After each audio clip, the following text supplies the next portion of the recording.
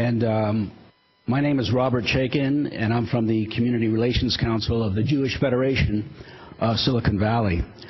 And I want to first acknowledge some of our elected officials that are here today. Obviously, Santa Clara County Board of Supervisors President Mike Wasserman, Board of Supervisors Vice President Dave Cortese, Supervisors Joe Samidian, Cindy Chavez, and Ken Yeager, Santa Clara District Attorney Jeff Rosen, City of San Jose Council members Rose Herrera, Kunsen Chu, and Pierluigi Oliverio, City of Milpitas Mayor Jose Esteves, City of Sunnyvale Vice Mayor Jim Davis, Assistant Sheriff of the Santa Clara County Carl Nussel, Rich Constantine, City of Morgan Hill, City Council, and Chuck Page, Council Member of the City of Saratoga. Thank you all for being here, and thank you all honored guests, ladies and gentlemen. It's a privilege and honor for me to welcome all of you to the County of Santa Clara Holocaust Remembrance Ceremony. We specifically remember 6 million innocent men, women, and children who were brutally murdered by Nazi Germany and her allies.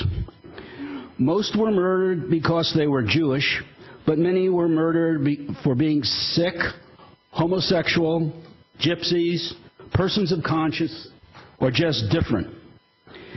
And we must remember all of the other murdered civilians and brave Allied soldiers who died because of the Nazi view that they were the master race, supreme among all peoples of the earth.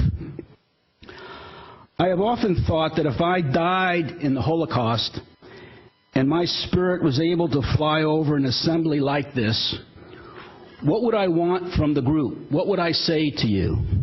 Surely I would be grateful for the prayers and words of remembrances for those who perished, but I also would be very angry and ask the people here to use their lifetime on earth to find out how the Holocaust happened, severely punish those responsible, and make sure it never happens again.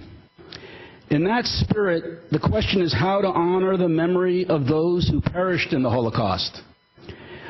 Well, for one, we can focus on what was done or not done, which allowed these people to be murdered, and from that knowledge, strive to prevent those circumstances from occurring again. What are the warning signs we should look for to help prevent future genocides? What is our responsibility as a nation or as individuals when confronted with such crimes? Why could we not stop the genocide in Rwanda, in the Balkans, in North Korea?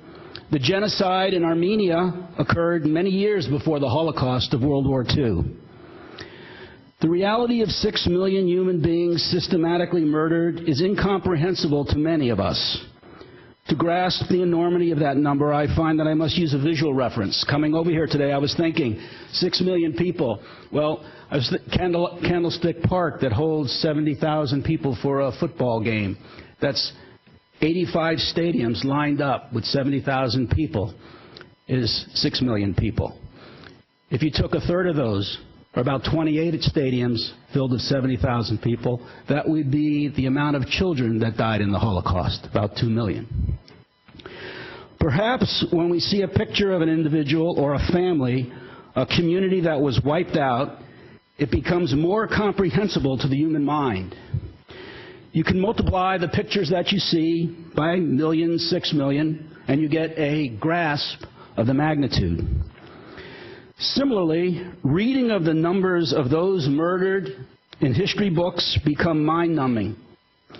However, hearing firsthand from those who somehow managed to survive the madness takes the events out of the history books and exposes us to the past reality in the present, here and now.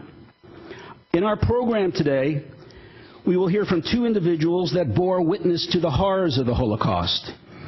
Each of their very personal accounts will allow us to confront directly what should or could have been done to alter the outcome of genocide. I would now like to introduce 6 of our community faith leaders to offer the invocation for today. These diverse faith leaders, in their own way, are reflections of the diversity of the 6 million who perished in the Holocaust and the diversity of people who perished in other acts of genocide. Rabbi Daniel Pressman from Congregation Beth David, Ms. Soba Vora from the Jain Center, the Reverend Antonio Silvera from the Five Wounds Catholic Church, Narinder Pal Singh from the Sikh Temple, Ismail Nas Duthe from the Islamic Networks Group, and Reverend Jeff Moore from the NAACP.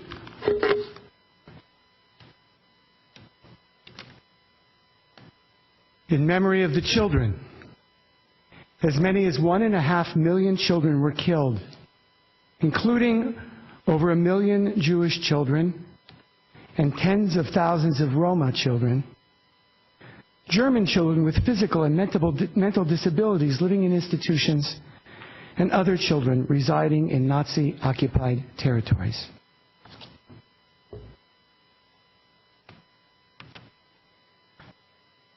In memory of the other victims, the disabled killed by the German government in the 1930s, the Roma, Jehovah's Witnesses, gays, political prisoners, slave laborers, and prisoners of the war.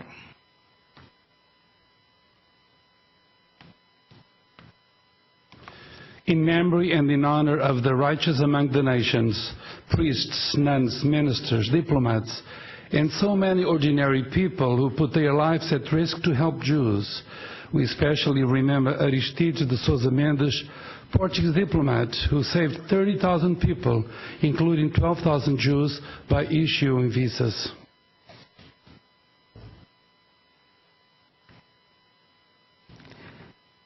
In the memory of the partisans, the resistant fighters, and the liberators of the Allied armies.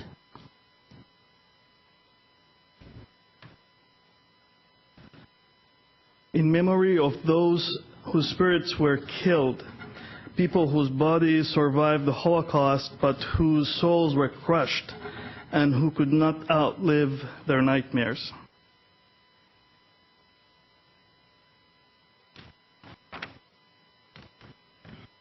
In memories of other genocides, Cambodians, Armenians, Rwandas, Bosnian Muslims, victims of mass murders in Nakin, enslaved Africans, Native Americans, and the current tragedies in Congo, Sudan, Syria, and elsewhere, because our world has not learned never again.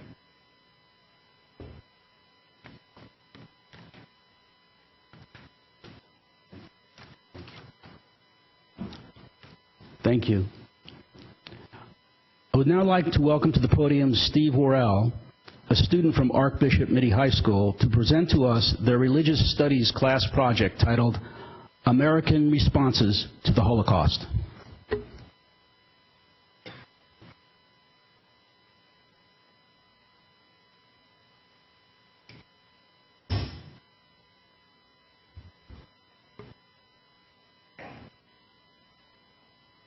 During the Holocaust, the U.S. State Department made it very hard for refugees to obtain visas for entry into the United States. This was influenced by the depression that the U.S. was currently going through. This also emphasized anti-Semitism, isolationism, and xenophobia. Furthermore, the entry of the refugees was restricted further by Congress in 1924 when they passed the Restrictive Immigration Law of 1924. Even after this was in place, in 1940, the U.S. went further and started the process of delaying visa approval abroad. In the summer of 1938, delegates from 32 countries met at the French resort of Avion. President Roosevelt chose not to send a high-level official, such as the Secretary of State, to Avion. Rather, Myron C. Taylor, a businessman and close friend of Roosevelt's, represented the U.S. at the conference. During the 9-day meeting, delegate after delegate rose to express sympathy for the refugees, but most countries, including the United States and Britain, offered excuses for not letting in more refugees. The process of obtaining the U.S. visa was very strenuous, including multiple things that could not be obtained by Jews in Germany. One example of this is needing 5 copies of the visa application. More seen above. During the time of the Holocaust, the official in charge of the U.S. State Department European refugees was Breckinridge Long. Long had extreme nativist views that were made worse with his suspicions of Eastern Europe. These ideas were shared by his subordinates, who for the most part showed to be indifferent to what was occurring in Europe.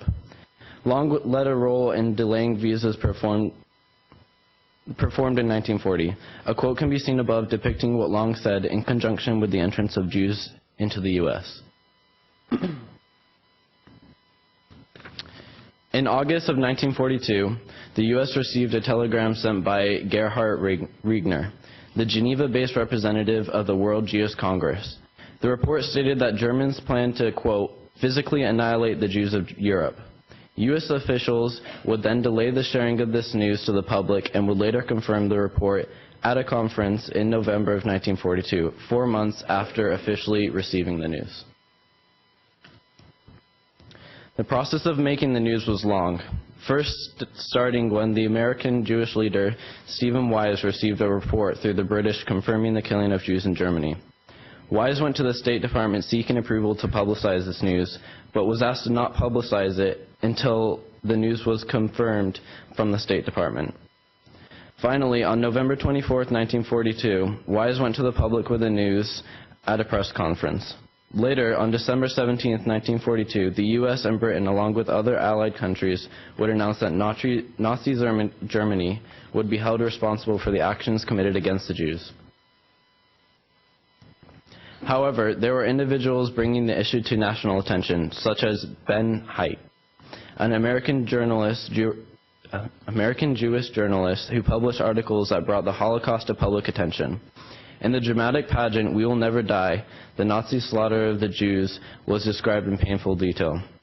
We Will Never Die played to audiences of more than 40,000 in two shows at Madison Square Garden on March 9th and March 10th, 1943.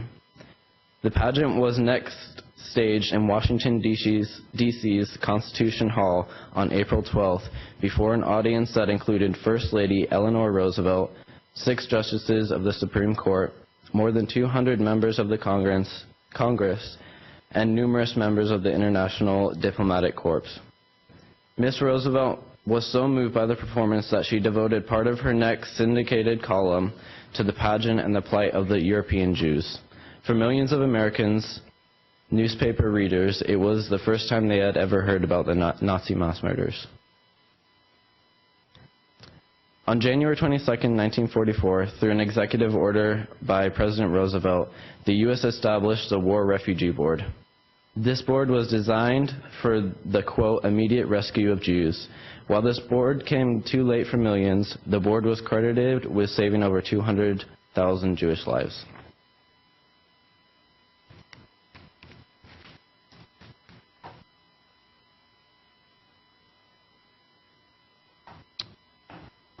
I would now like to welcome to the podium Rachel Esplana, a student at Archbishop Mitty High School, to introduce one of our very special honored guests today, Holocaust survivor Eva Maiden.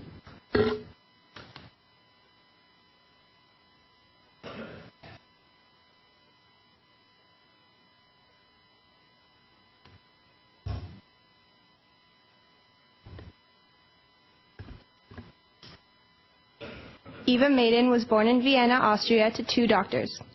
The Nazis occupied Vienna in March 1938, and as a result, Eva and thousands of other Jews in Austria faced a society of extreme anti-Semitism. After many families were denied visas to the United States, over 90,000 German and Austrian Jews, including Eva and her family, fled to neighboring European countries. Eva's family was among the 30,000 of those who were allowed to move to Switzerland in 1938. And out of the estimated 50,000 who applied. In May 1940, Eva's family, with the help of her aunt who was already in the United States, was able to emigrate to the U.S. on the SS Rex from Genoa, Italy. Eva and her family are among the lucky ones who are able to tell their story. Eva worked as a psychologist and psychotherapist in the Ravenswood and Alum Rock school districts, finding a special connection to those who experienced discrimination. Further pursuing her passion of helping those struggling mentally, she created a mental health program at Mid-Peninsula Health Services.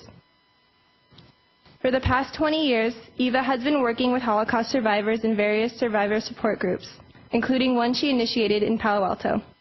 She is dedicated to the mental health of Holocaust survivors and has discovered that finding support in one another promotes healthier living. My classmate Katie and I had the amazing opportunity to have a conversation with Eva. Although we have learned about the Holocaust in school, hearing personal stories is far different than reading about it from a textbook. I'm extremely grateful that I had the chance to speak to Eva and learn about her experiences. Now, it is my honor to introduce Eva Maiden to share her personal story.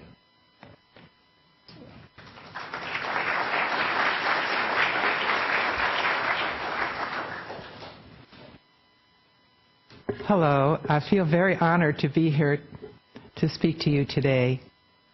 I'd like to describe what happened to me and my family at an early stage of Nazi power, a time known as, quote, before the war. Yet that time was experienced as a military siege by the Austrian Jewish community. I'll be referring to my own vivid early memories, family stories repeated over and over again, and my study of history.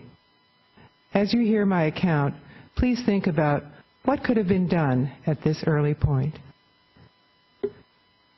As you probably know, in March 1938, Austria was Hitler's first conquest. There was little resistance as the troops marched in. Instead, there was a welcoming parade. Fascism apparently seemed attractive to many, with Germany showing a rising economy and a new sense of national glory. Of course, to the Jews of Vienna, this was a time of dread. A coercive election was quickly held, and it was announced that Austria was annexed to Germany now. There were Nazi soldiers everywhere, with swastika flags displayed all around Vienna. Street rallies were held with loudspeakers shouting out that Jews were, quote, racially impure, and that people were not to fraternize with them or patronize their businesses. Hitler used intense anti-Semitic propaganda to create a unifying focus on an imaginary enemy, demonizing the Jews as he rallied his troops. The same thing that happened over a 5-year period in Germany took about 3/4 of a year in Austria. One human right after another was stripped away from the Jews under the German Nuremberg laws. The assets of Jewish families were stolen or forcibly left behind by those lucky enough to emigrate. Jewish men were being arrested both randomly and in planned raids on their families at home. The Nazi plan in 1938 was to terrorize Jews into leaving the country. This was before concentration camps were used as a center for murdering Jews, although some died in concentration camps, and they did exist at the time. The infamous Adolf Eichmann was placed in charge of the immigration program. Sooner or later, within that year, almost every Jewish family wanted to leave Austria, but where would they go? America seemed the best hope, the land of opportunity, but had a very restrictive immigration quota, as has been so well described. It was necessary to have a low number in a lottery in Vienna in order to get a visa. There weren't many options, despite international knowledge of the crisis. Before the annexation of Austria, my family lived in comfortable circumstances. My parents were both physicians with practices in the same large apartment where we lived. My 8-year-old brother and I were tended by a nanny and my Aunt Vali, who lived with us. I attended a preschool that I adored. On weekends, the extended family often got together in the home of my one living grandparent, whom we called Omama. My father had a part-time public health job with the city of Vienna. After the Nazis took over, he was immediately fired. In a few months, the medical licenses of my parents were revoked. Their bank accounts were closed and turned over to the government, the Nazi government. My brother was tormented in school by a Nazi teacher. Eventually, all Jewish children were expelled from public school. Later, my brother was even arrested for a day for being a Jewish child and walking on the grass in a park. When he was released, he said he thought he would never see us again. As a small child, I felt the anxiety and preoccupation of the adults around me keenly. I'll read you a passage about my reactions from the memoir I recently wrote, Decisions in the Dark, A Refugee Girl's Journey.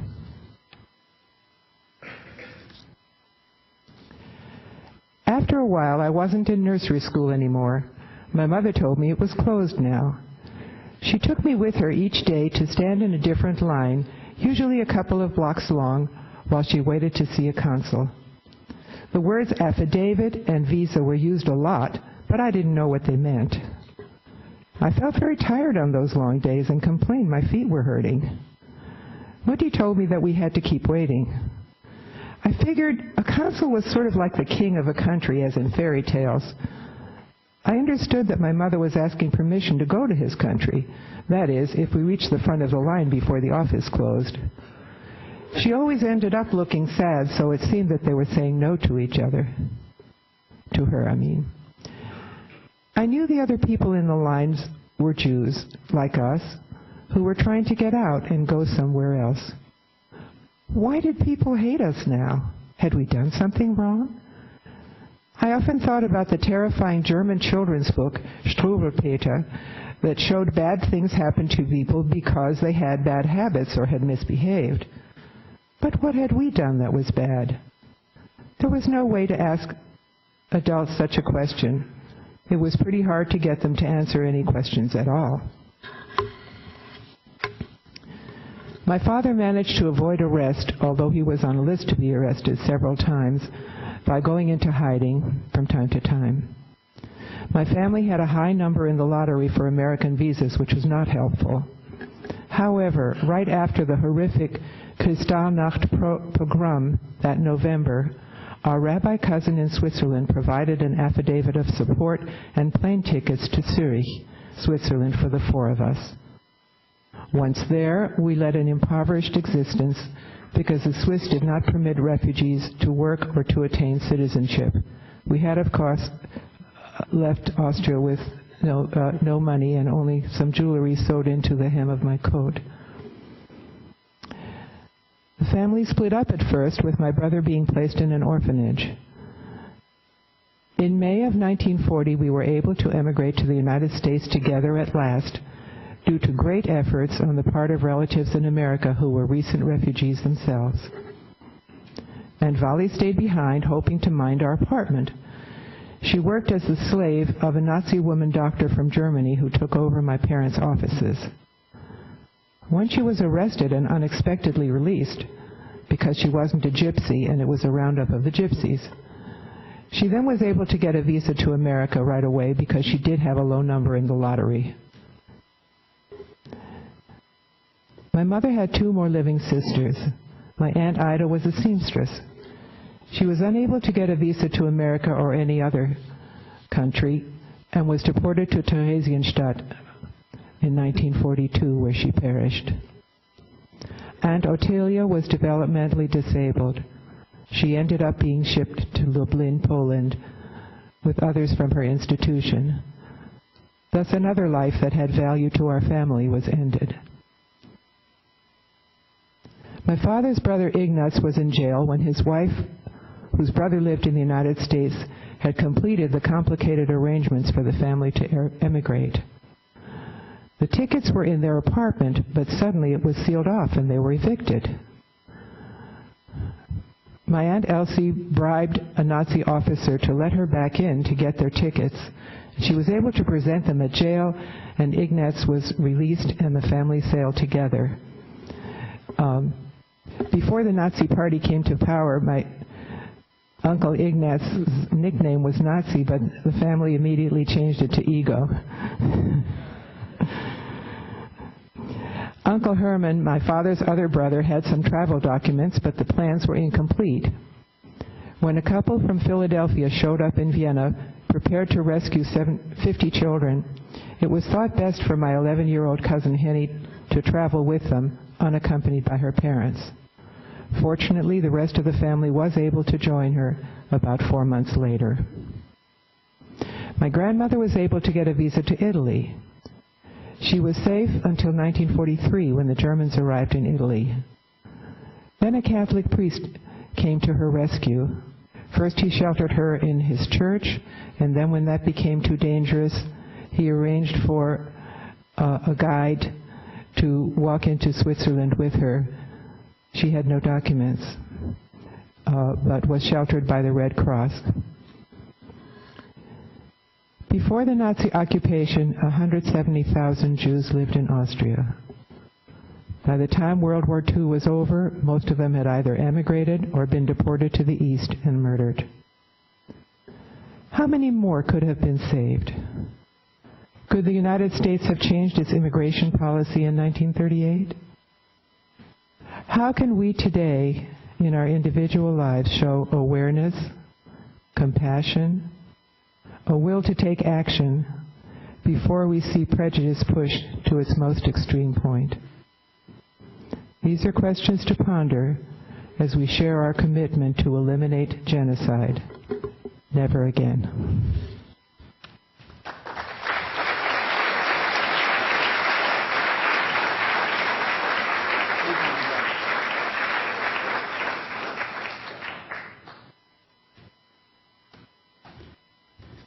Thank you, Eva, so much for your testimony and your sharing of your life.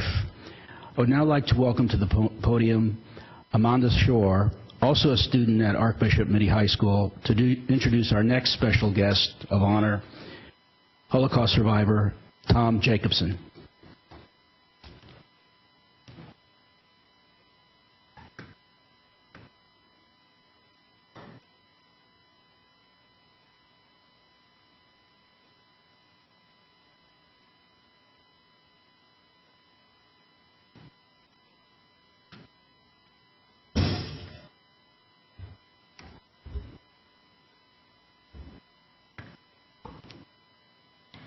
In 1939, the St. Louis set sail from Germany with 937 Jewish refugees, embarking on a journey to freedom. Destined to land in Cuba, the ship made the transatlantic passage to an unwelcome arrival. The Cuban immigration officials raised the prices for the visas, and thus only 22 people were able to enter Cuba. The rest remained unwelcome and stranded on the boat without refuge in the Americas. Despite phone calls to the United States President, desperate and vulnerable, they were ignored and rejected.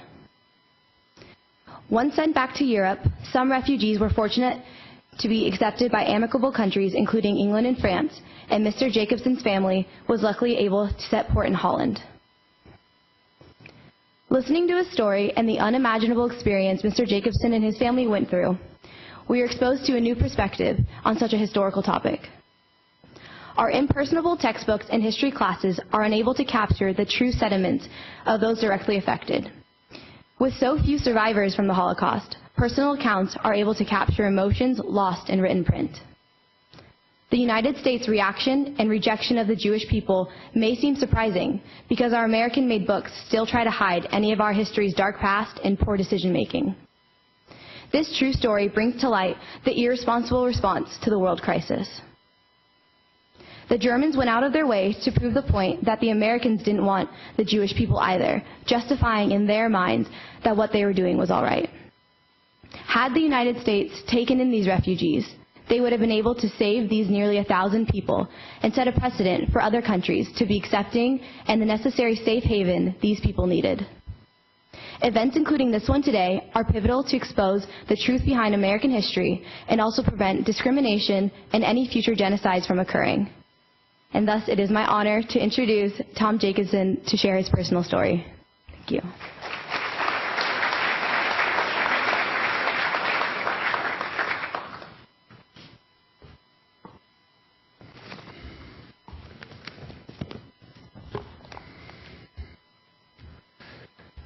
I'm Tom Jacobson, and I'm probably one of the youngest passengers that was on the St. Louis. When we left Germany in May of 1939, I was a year old. I was born May 1938 in Bamberg, Germany. My immediate family was on the St. Louis, my mother, my father, and my older brother, Rudolph.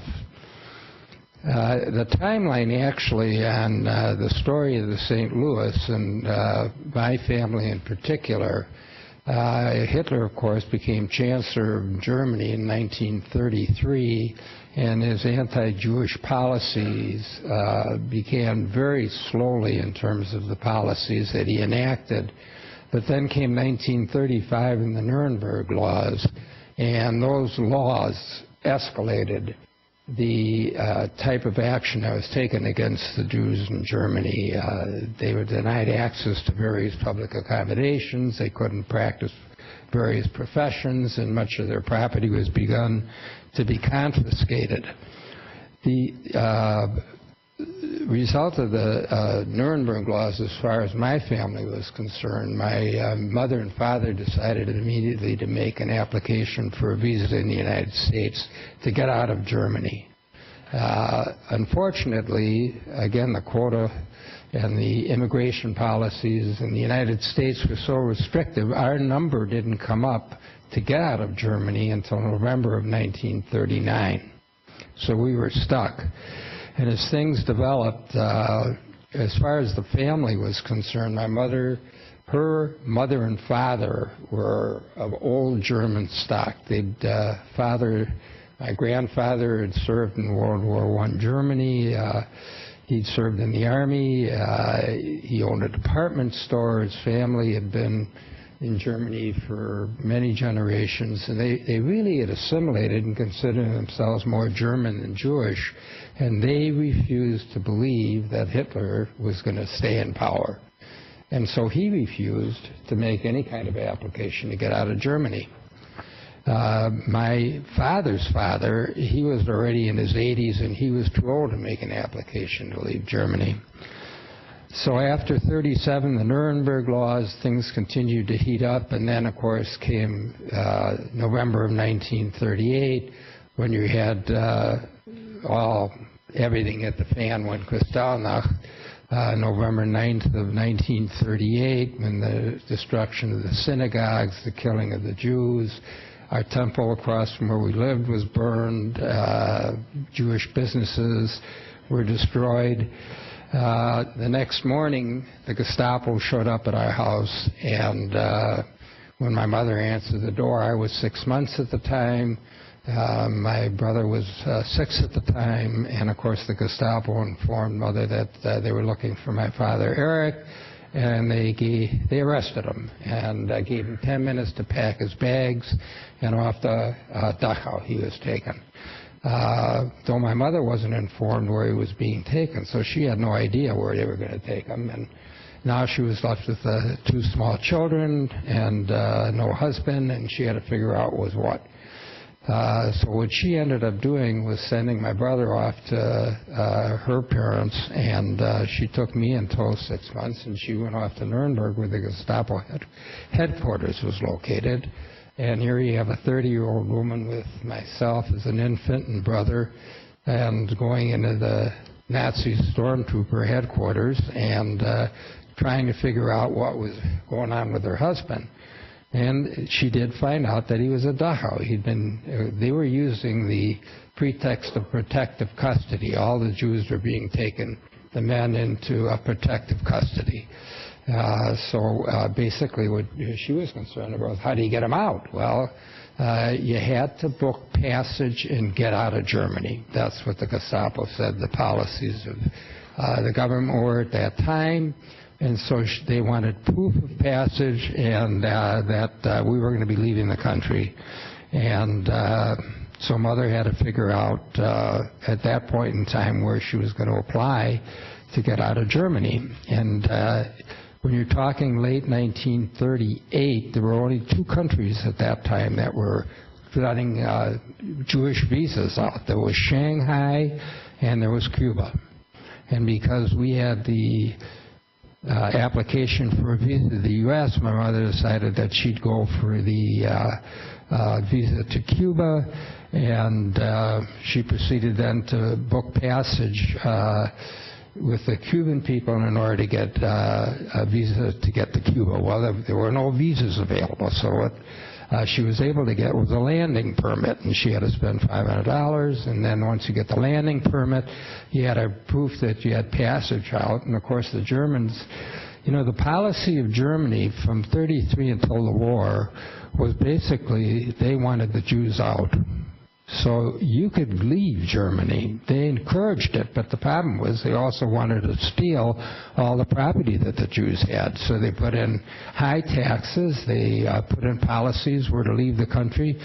Everything was taken away from you. All your real estate, your life insurance policies, all your personal effects, jewelry, anything that of value. So basically, if you leave Germany, you're going to leave a pauper. So what happened when we got the visas denied to Cuba, we were able to get the landing permits, and then Germany did make, they owned an interest in the Hamburg-America line. They made the St. Louis available for passage to Cuba. So that's where we ended up.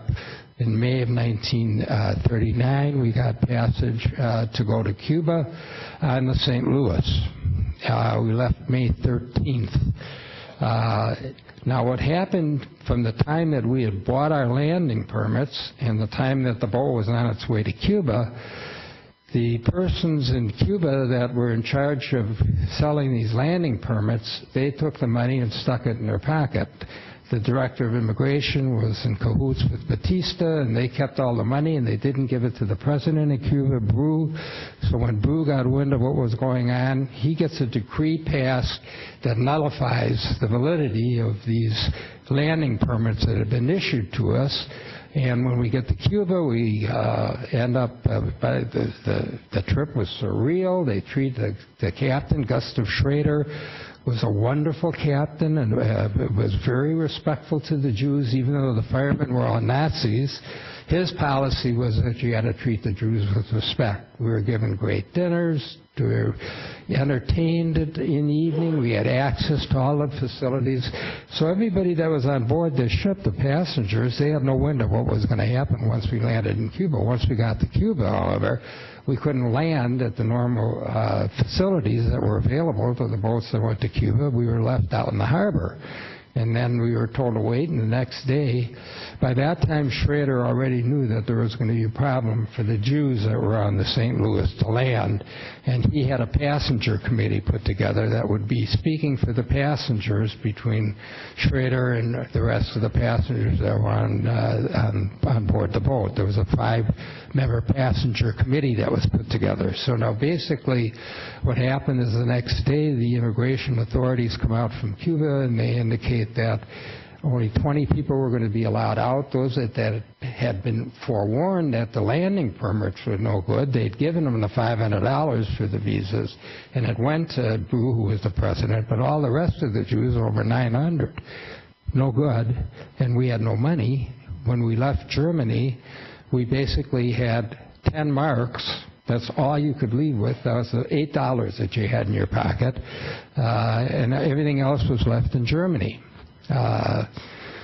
The situation then was such that, again, the Jewish agency started negotiating to get the Jews off of the St. Louis. What Bru wanted was $500 per passenger, $450,000 bond to be posted. And what the Jewish agencies did was they thought they could negotiate, so they offered less money, and then the negotiations broke down, and Bru ordered that the ship had to leave the harbor of Cuba. So now, in June 2nd, we have to leave Cuba, and at that point, the men on board the boat were like my father, who had been released from Dachau at the end of December of 1938 and had been told, if you don't get on this boat and if you don't get out of Germany, you are going to go back to the camp and you will never see the light of day. So the men felt that if the the boat went back to Germany, they were all going to be exterminated in German concentration camps at that point. So the women had to lock the men up, many of them in the cabins on the boat, because 2 men tried to commit suicide rather than go back to Germany. So things were pretty drastic. The captain, Schrader, who was very sympathetic to the Jews, he went out and he went along the coast of Florida, Miami, stalled 5 days, went along the shore of Miami, trying to give time for the Jewish agencies to negotiate some place that would give safe landing to the Jews that were on the boat. The passenger committee sent 2 telegrams to Franklin Roosevelt, asking that temporarily we be allowed to disembark at the United States. And if you ask the response of the United States to the plight of the Jews in the late 1930s, when I tell you that Roosevelt didn't respond to the 2 telegrams, there you have the response to the United States to the plight of the Jews. Never heard anything. One of the passengers got a telegram from the State Department saying that you're going to have to wait your turn until your visa comes up.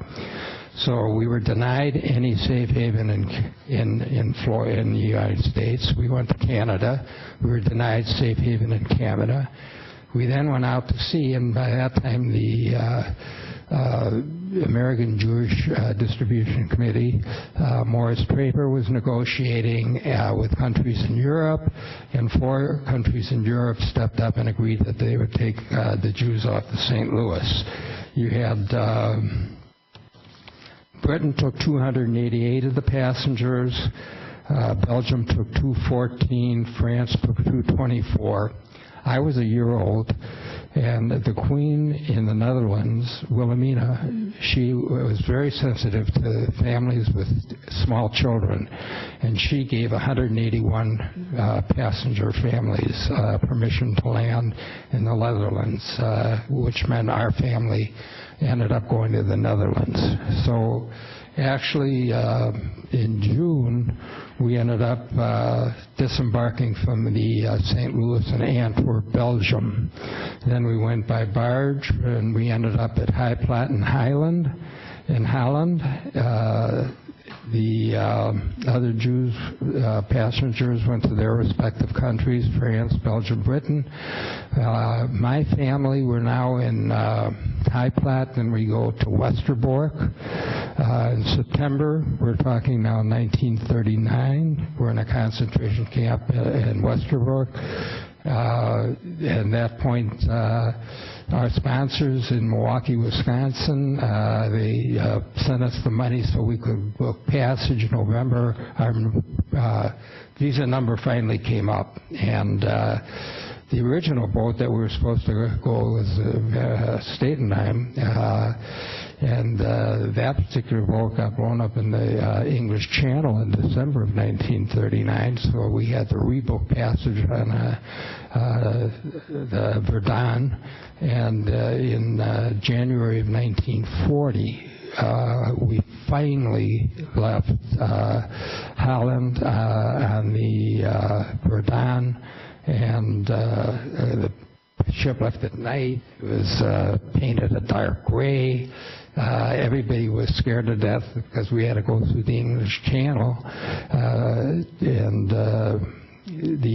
my mother was heaving up all night. She was so nervous about the whole situation, but we got to Southampton, England, and then once we got to Southampton, England, we transferred and we went to Hoboken, New Jersey, where we ended up February of 1940. May 1940, Hitler invades Holland. The Jews that were left at High Platte, all of them were then shipped to Westerbork, and in 1942 the Nazis cleaned out Westerbork. The Jews were shipped to Theresienstadt, and many of the Jews ended up going to Auschwitz. The numbers, basically 288 in Britain, all were saved. The remaining countries of France, Belgium, the Netherlands, there were approximately a little over 600 Jews sent to those countries. 284 survived of that number. The rest were all murdered in the concentration camps. So you have about 55%, 45% were annihilated by the Nazis that were on the St. Louis. Had the policies been different in the United States in terms of giving them safe haven, you would have saved at least that number. Or Canada, or any country. And of course, what is the real significance of the St. Louis situation? The real significance of that particular vote is that Goebbels, after the United States and Canada refused to allow safe haven to the passengers of St. Louis, he talks to the Nazi Party and he tells them, look, see what those hypocrites in the U.S. and the Canada, we send them the Jews and they don't want them either. What do you have? That gave you the green light. If they didn't care about the 900 and some passengers that are on St. Louis, you think they're going to care what they do with the rest of the Jews in Europe? So there you have it. My own situation after we got out of New Jersey, we came to Milwaukee. My father died when I was 13. He had originally had to learn the language, and he went to work at Penny's. When they found out he was Jewish, they fired him. He ended up working at Sears, ultimately ended up back at Penny's, where he became the top salesman in the chain, but then he had a heart attack there over the Thanksgiving season. My mother, she worked. My brother and I worked. I ended up going to Madison, Wisconsin for my undergraduate law degree. I never forgot being a passenger of the St. Louis in my personal experience. I became involved in the civil rights movement in Madison. I became head of the civil rights groups in Madison when I was a student. I opened up an integrated law firm in Milwaukee, Wisconsin in '62. We did civil rights work. I argued 2 cases in the United States Supreme Court, knocked out garnishment before judgment, which was a law protecting working people, and another law that invalidated an action against a civil rights leader in Milwaukee. My practice was concentrating on civil rights. The lesson from the St. Louis, that you never let it happen again, that you speak out against all injustices, that you fight any injustice. That's what I took to heart. That's what I dedicated my career to do. And I did that for the 50 years that I was in law practice until I retired and came out here to Los Angeles 5 years ago.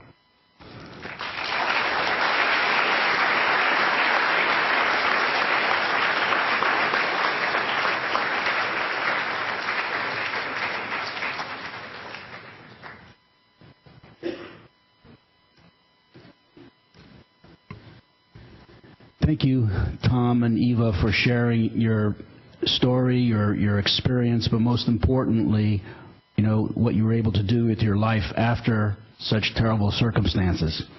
Now to offer us some music to help us reflect on some of the memoirs we just heard, Jeremy Aaron Dine and Diane Fisher.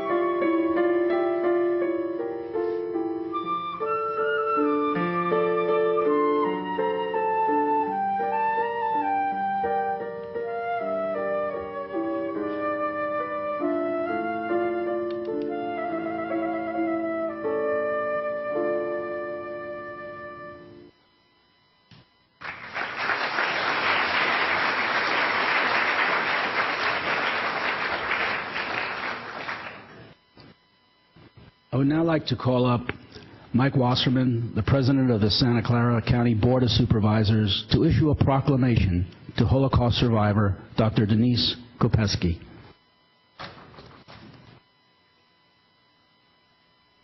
Thank you. Good evening. My name is Mike Wasserman. I'm the grandson of Charles Wasserman and Ann Rubenstein, and it's my pleasure to serve as this year's President of the Board of Supervisors.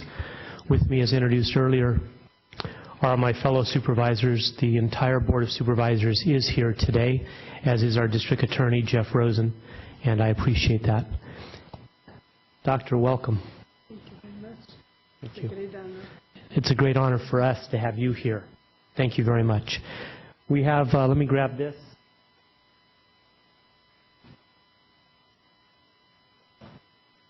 We have a proclamation here signed by the Board of Supervisors, and I'd like to read it to you if I may.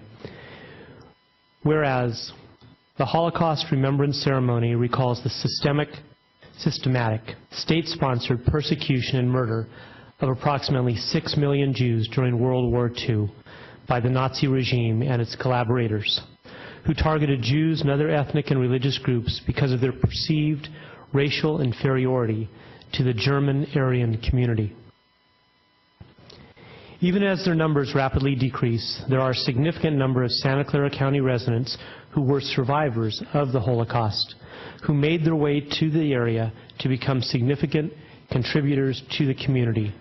And whereas the Holocaust Remembrance Ceremony is a significant way for our community to honor the lives of Holocaust survivors and vow that such a tragedy will never happen again.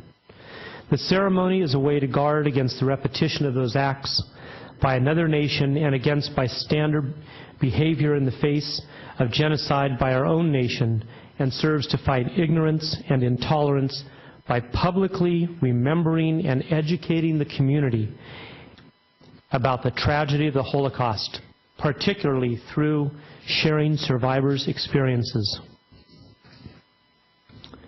And whereas on April 12, 1951, the Israeli parliament proclaimed the 27th of Nisan on the Hebrew calendar as a day to remember the Holocaust, which later became known as, and forgive me, grandfather and grandmother, Yom HaShoah V'Hagavurah. Close?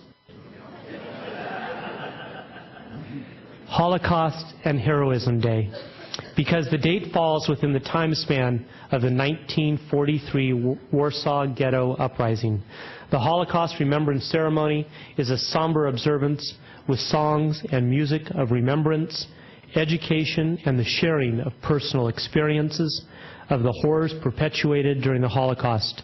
And whereas participants at the Holocaust Remembrance Ceremony light 6 candles in memory of the 6 million Jews who perished during the Holocaust, as well as those who have perished in other genocides throughout history.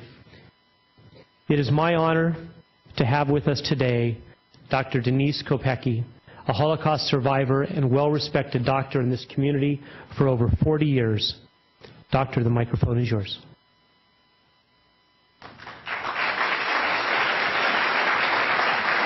How brief I should be. How brief I should be. You can say whatever you wish to say. My name is Denise Kopecky, and I was born in 1941 in Slovakia. When I was about 9 months old, the Slovak government, which was collaborating with Germany, ordered the Jews from the area on various stages to come to the train station. They were collected there and sent to the Poland or Germany concentration camps.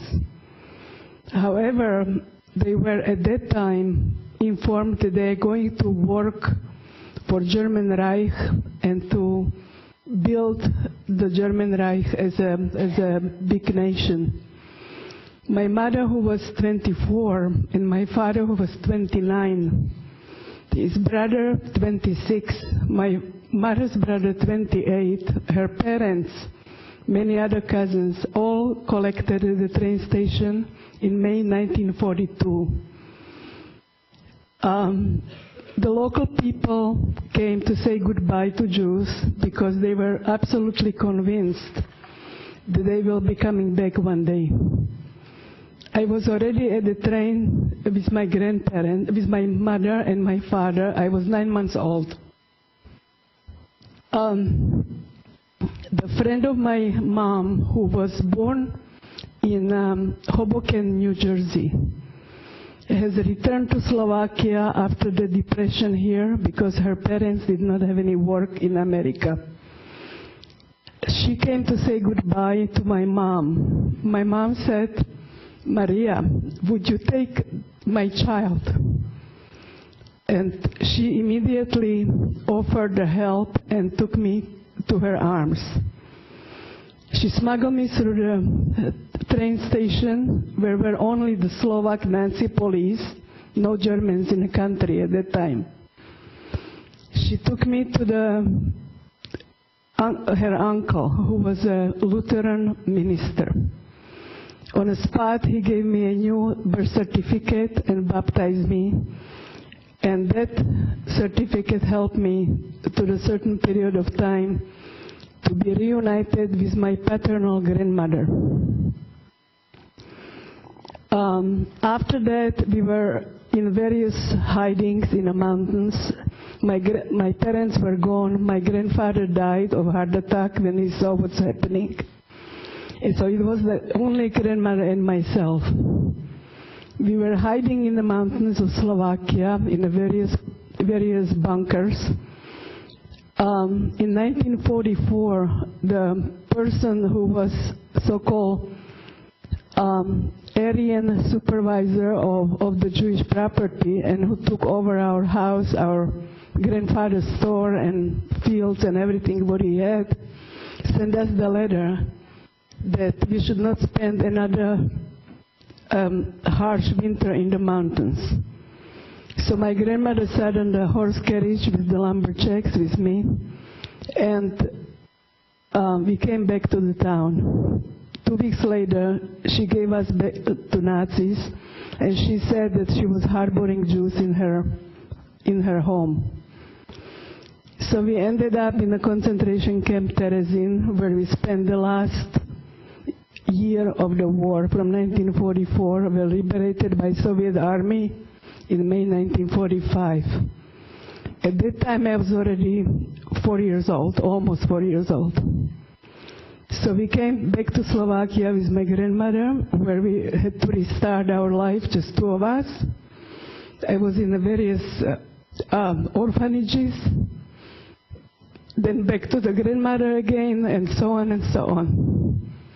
In 1969, I finished the medical school in Prague, and 4 days after my graduation, because it was a Soviet invasion at that time again, 1968 Soviet invasion, I sat on a train and I illegally left the country.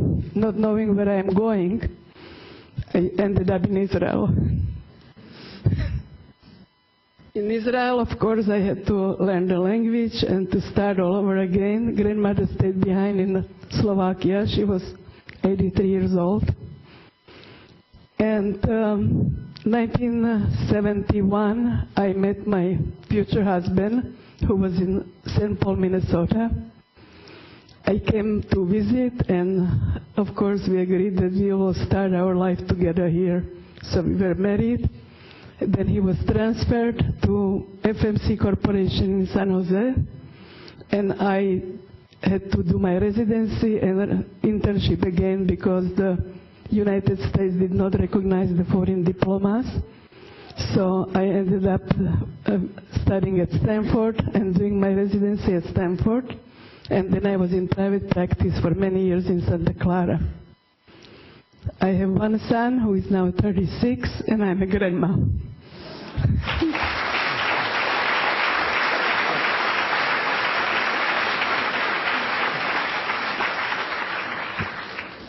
Thank you very much. And if you'll excuse us just a minute, we're going to turn around. I'd like to ask my fellow supervisors to come on down here and take a picture with the doctor and your commendation, as well as District Attorney Rosen. Thank you. Doctor, District Attorney Rosen. you. Thank you for being here. Thank you very much. Thank you.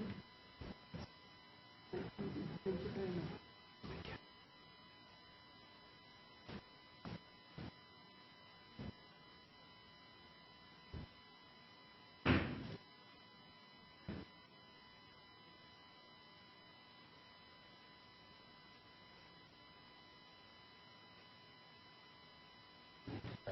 Thank you. Thank you very much. Yep. Can I help you back? Yeah, please. Yep. Let's do that.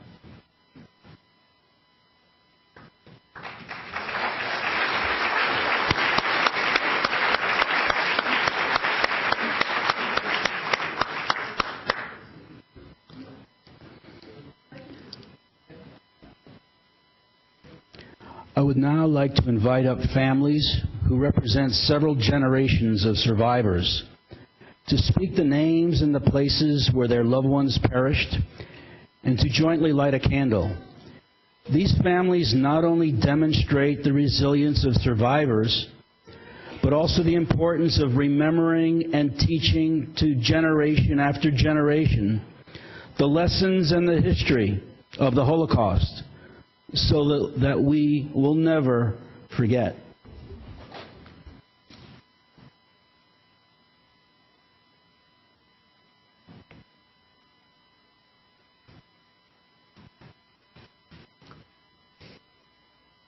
My name is Benjamin Sins, and I'm here with my with my sons Ethan and Daniel. My parents, Adam and Genia Sins, were in the Lodz ghetto in Poland, and they were deported to Auschwitz with their 8-year-old son Solomon and a cousin whose name was Solomon Herschel Hertz, and my parents survived Auschwitz. Their son, my brother and their uncle did not, as did their cousin. Both of them were killed in Auschwitz. My parents came here to the U.S. in 1948, settled in Santa Clara County, and we've lived here ever since.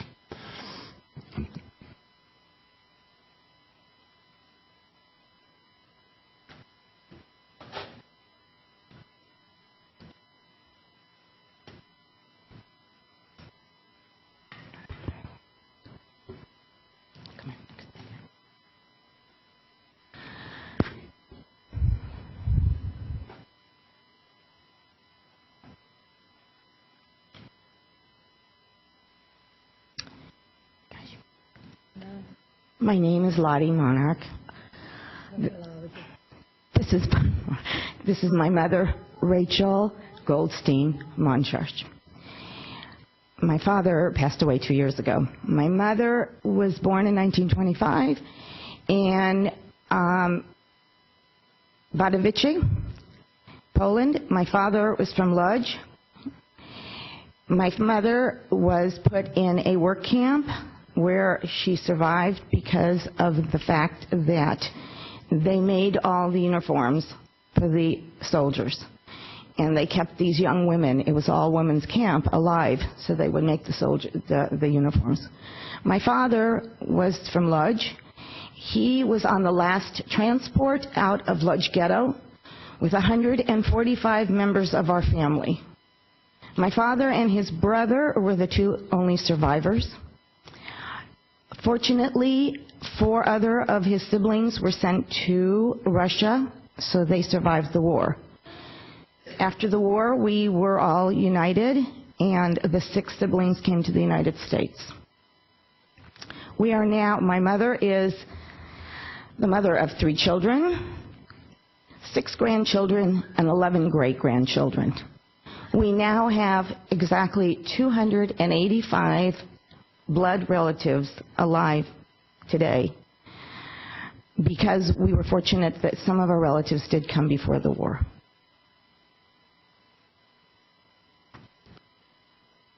Come on.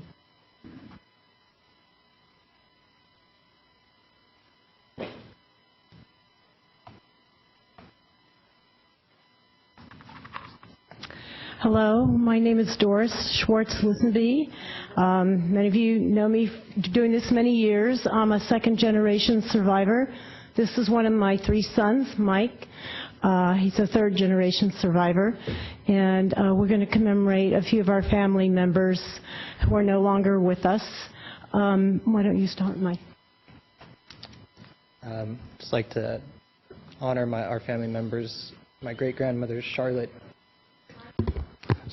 my great-grandma Charlotte Hiller-Schwartz, who's from Vienna, Austria, and my great-grandpa Dr. Gottwald Schwartz, also from Vienna, Austria. Both fled Hitler's troops throughout Europe and survived the Holocaust, eventually passing away in New York, New York. I'm going to speak for one of my other sons. My youngest son could not make it here today. He's in Thailand teaching English to little kids, so we're happy for that. And maybe that's part of our legacy as second, third, and fourth generation, that we will go throughout the world and teach young people. My son David was going to remember my parents, his grandparents. One was his grandmother, Gertrude Schwartz, my mother, who was from Prague, Czechoslovakia. She escaped Europe by herself, hiding and running from the troops while stuck and waiting for a visa. So much of what we've heard tonight is about people being stuck in Europe with no property, no money, and waiting for visas, for their visa lottery to come up. She finally was able to get out of the country by being baptized by a Catholic priest. And she made it, and we don't know almost the rest of a lot of her story.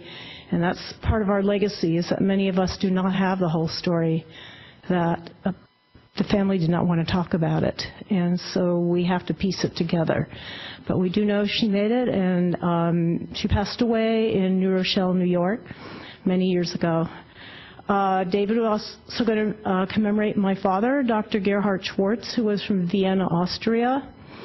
He was dismissed from his college, his medical school where he was training, because he was Jewish.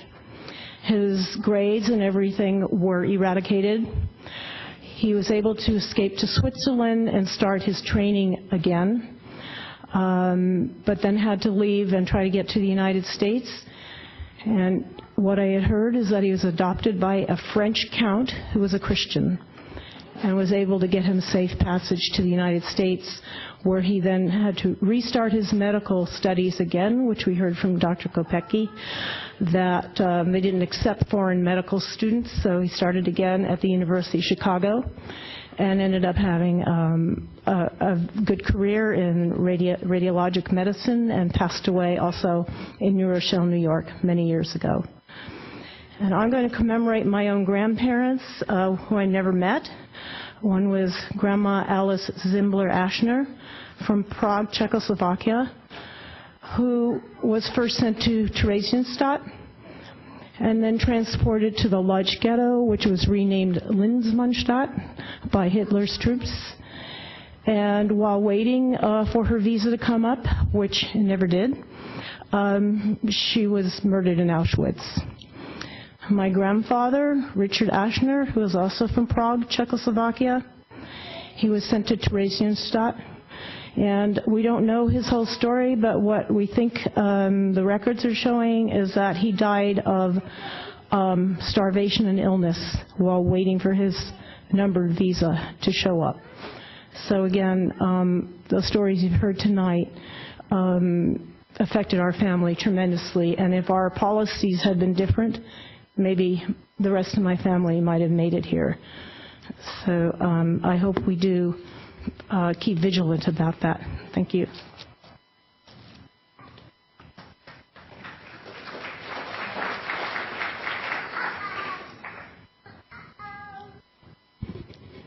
My name is Sylvia Metz. I was born in Poland, in Katowice, in October 1938. I remained there through Kristallnacht, and my mother said to my father, we're leaving. And he said, we can't get out. And my mother had more chutzpah than anybody else, and she got us out. We went to Palestine. My father said, I'm going to go to America, and then I will send for you. He was from Vienna. He would never have lost anything. He lost his papers. My mother said, it wasn't meant for you to go without me and the baby. And so they left. 6 months after I was born, I was in this country, in New York. All of my family, my father had 8 brothers and sisters. My mother had 5. 1 brother and sister of my mother survived. None of my father's brothers and sisters, only 1 nephew. And they had so many children there. Nobody survived. We have no idea where they were ever even, what camps. But I do know that we were fortunate enough to be here. And I will never forget that no matter what, the United States opened up its doors and let us in. And as long as I'm here, I'm going to see that there is equality for everybody. Thank you.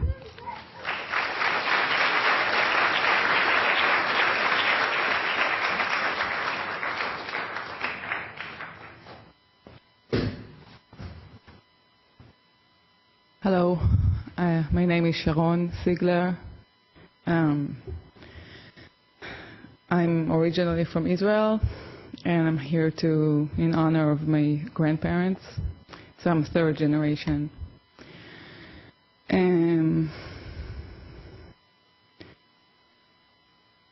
My grandmother, I have one grandmother that's still alive. She's 90. And if she was here today, she wouldn't have really known what's going on. And I'm really honored to be here and tell her story a little bit. I just found out that I'm actually the only person that she told her story to, because I guess that by the time I was old enough, that's when she was ready to tell her story. And she was around 14, and she in Warsaw, and just decided to join her uncle, and kind of in the middle of the night, around 1938 or 39, and without him knowing about it, and just snuck out of her house and ran away to Russia, where she met my grandfather, who was lucky enough to be studying in Russia while his family was in a city called Kovel in Poland. And later on, basically all their family perished. And I have a few names that I managed to gather of their names. Her mom was called Rivka, and her brothers Yankale, Henya, Nechamale, Lipa, Fixman. And the bright side of the story is that my grandfather was so, he just wanted to find anybody who survived that he knew about. And he just found out a cousin of my grandmother 20 years after, in the 60s, and through this cousin she found out that her father was alive. And they reunited in 1965, and she was able to hear the stories of her family and what was the fate of every one of them. And yeah, that's it. Thank you.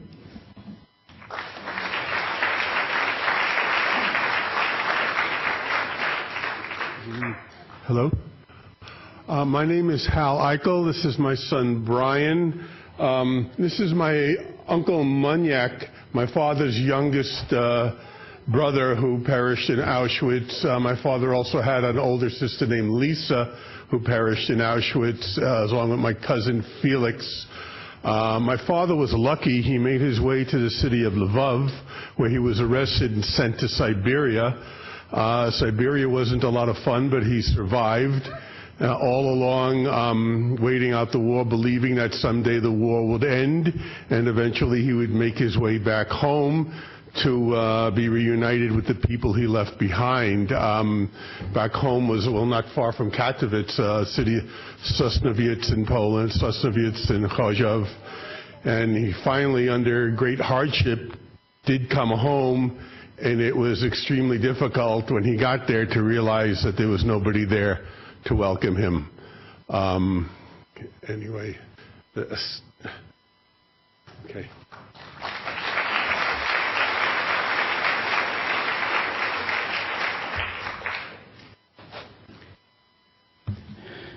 At this time, we would welcome Rabbi Melanie Aaron of Congregation Shir Hadash to lead us in the reciting of the traditional solemn Jewish prayer of mourning known as the Kaddish.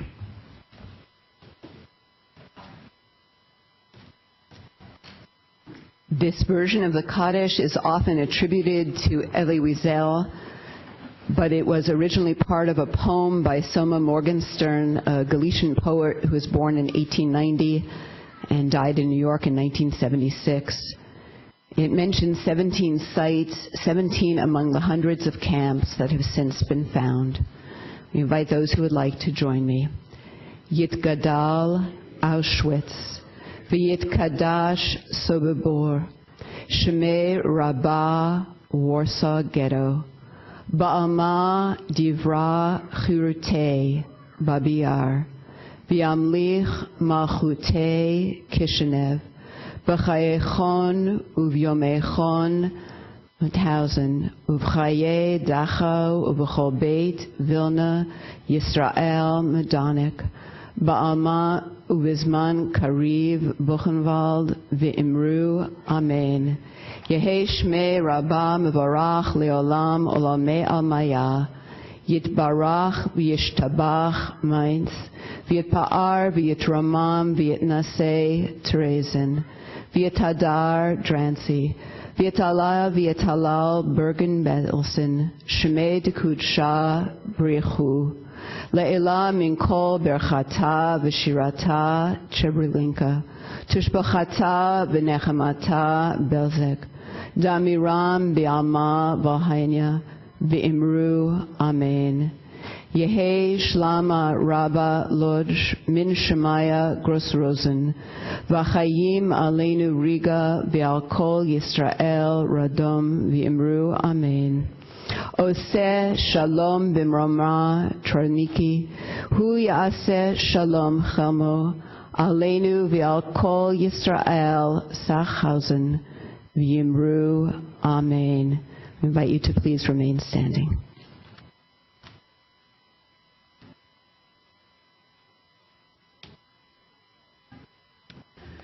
Now to light the candle of hope, we welcome the mayor of the city of Milpitas, Jose Estevez.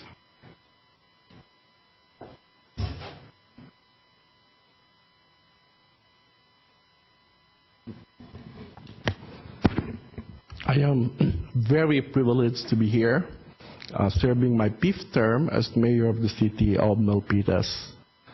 Basically, in my own self, I do respect life. I originated from the Philippines, and maybe you might be wondering, where is the Philippines during this time of history? During that time, the Philippines was under what we call the Commonwealth government. In other words, it's under the influence of the United States. And our first president for the Commonwealth is President Manuel Quezon. Fortunately, under his leadership, he accepted 1,300 Jews from the SS St. Louis. And reading that myself said, wow, what a great man he is. The other not too good news is that he would have wanted to receive 10,000 more Jews, but the U.S. State Department did not allow him to do so. Mr. Quezon, the president, was a Catholic. And most of the Filipinos, as you know, are Catholics. but here we are receiving as much as we can refugees. What I'm saying is when we talk about help refugees, religion, race, belief should not be a barrier. Refugees are basic humanitarian appeal that we must all answer. And that's the lesson that I have. And hopefully we continue to become agents of hope, agents of the brightest of hope now and in the future. Thank you.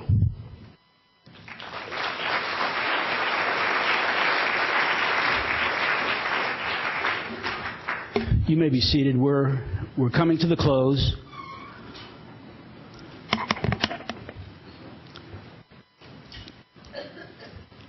So now we all leave this ceremony of remembrance and go back into the world. Hopefully these moments of testimony, reflection, prayer, and remembrance of those who perished have sparked a renewal in each of us to be a force to prevent genocide now and in the future. There are things that we can do as individuals and members of our community to take a stand against genocide and make memorials for future Holocausts not necessary. Apathy and indifference are the enemy.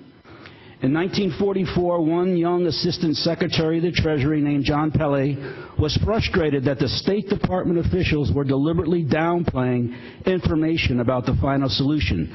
So he wrote a scathing report to his boss, then Secretary of the Treasury, Henry Morgenthau, urging intervention and warning that if immediate steps were not taken to protect Jews, the U.S. government will have to share for all time the responsibility for this extermination. In response to this report, in January 1944, President Franklin Roosevelt named Mr. Pele the head of the newly established War Refugee Board, tasked with the immediate rescue and relief of the Jews of Europe and other victims of enemy persecution. Acknowledging the enormity of human loss up until that point, Mr. Pele was the first to admit that the effort was too little and too late. Only 200,000 lives could be saved. More recently, just a few months ago, in February, the United Nations Commission on Human Rights in North Korea, which is headed by Judge Michael Kirby of Australia, issued its report after the Commission gathered evidence of human rights abuses in North Korea for almost a year. This Commission has recommended that the leaders of North Korea be brought to the International Criminal Court and stand trial for crimes against humanity. Judge Kirby said there were many parallels between the evidence he had heard in his investigation and crimes committed by the Nazis and their allies in the Second World War. He noted the evidence of one prison camp inmate who testified, who said that his duties involved burning the bodies of those who had starved to death and using the remains as fertilizer. Judge Kirby goes on to say, when you see the image in your mind of bodies being burned, it does bring back memories of the end of World War II and the horror and the shame and the shock. He said, I never thought that in my lifetime it would be part of my duty to bring revelations of a similar kind. Holding up a copy of the Commission's report, Judge Kirby said, other nations could not say of North Korea today, as happened with the Nazis, that they did not know the extent of the crimes. Now the international community does know. There will be no excusing of failure of action because we didn't know. It's too long now. The suffering and the tears of the people of North Korea demand action. Do these comments seem familiar? Is it happening again before our eyes? For those of you who wish to remember in your own way those lost in the Holocaust and other genocides, you are welcome to come stand near the candles and reflect. For the rest of us, we will now proceed to the reception in the lobby where you may view an exhibit from the U.S. Holocaust Museum. I would like to thank the following special people and organizations for making today's memorial happen. the County of Santa Clara Board of Supervisors, the Honorable Mike Wasserman, President, Office of Supervisor Joe Simidian, Deacon Steve Herrera, and students of Archbishop Mitty High School, the Community Relations Council of the Jewish Federation of Silicon Valley, the Jewish Community Relations Council Peninsula Region, the Jewish Federation of Silicon Valley Faces, and Miguel Avila of the Susa Mendez Foundation. I wish you all peace, shalom, salam aleichem, santi. Thank you very much.